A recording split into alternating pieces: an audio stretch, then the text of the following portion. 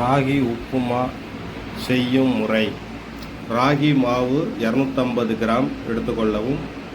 அதில் உப்பிட்டு பச்சை தண்ணியை தெளித்து பிசைந்து கொள்ள வேண்டும். உப்பு தேவையான அளவு இட்டு ராகி மாவை பிசைந்து கொள்ள வேண்டும். பொல பொலவென்று இல்லாமல் தண்ணீரை இட்டு சிறிது கெட்டியாக பிசைந்து கொள்ள வேண்டும் ராகி மாவை.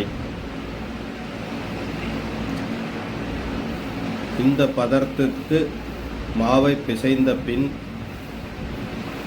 அதை நாம் தாளிக்க வேண்டும். தாளிப்பிற்கு கடாயில் 100 ml எண்ணெய் இட்டு எண்ணெயில் சூடான பின் கடுகு, கடலைப்பருப்பு, உளுத்தம்பருப்பு, கொட்டை நீக்கிய மிளகாய் இவை அனைத்தையும் பொரியுஞ்சி வரும் அளவிற்கு வறுக்க வேண்டும்.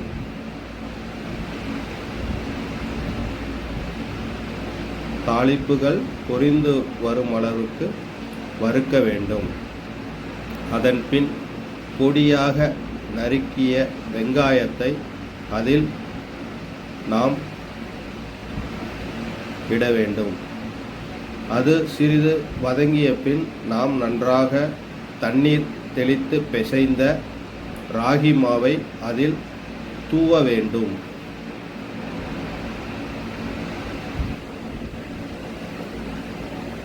தூவிய பின் அதை நாம் நன்றாக வறுக்க வேண்டும். நன்றாக அதை நாம் வறுக்க வேண்டும். நாம் ராகி மாவில் ஏற்கனவே பிசைய தெளித்த தண்ணீர் வற்றும் அளவிற்கு நாம் அதை வறுக்க வேண்டும்.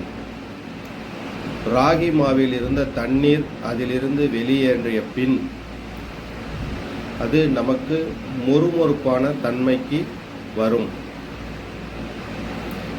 அந்த நேரத்தில் அதை எடுத்து நாம் சுவைத்து பார்த்தால் நாம் அறிந்து கொள்ளலாம் அது மொறுமொறுப்பு தன்மைக்கு வந்துவிட்டது என்பதை. அதன் பிறகு ராகி உப்புமாவை நாம் பரிமாறலாம். இதை நாம் சூடாகவும் சாப்பிடலாம், ஆறிய பின்னும் சாப்பிடலாம்.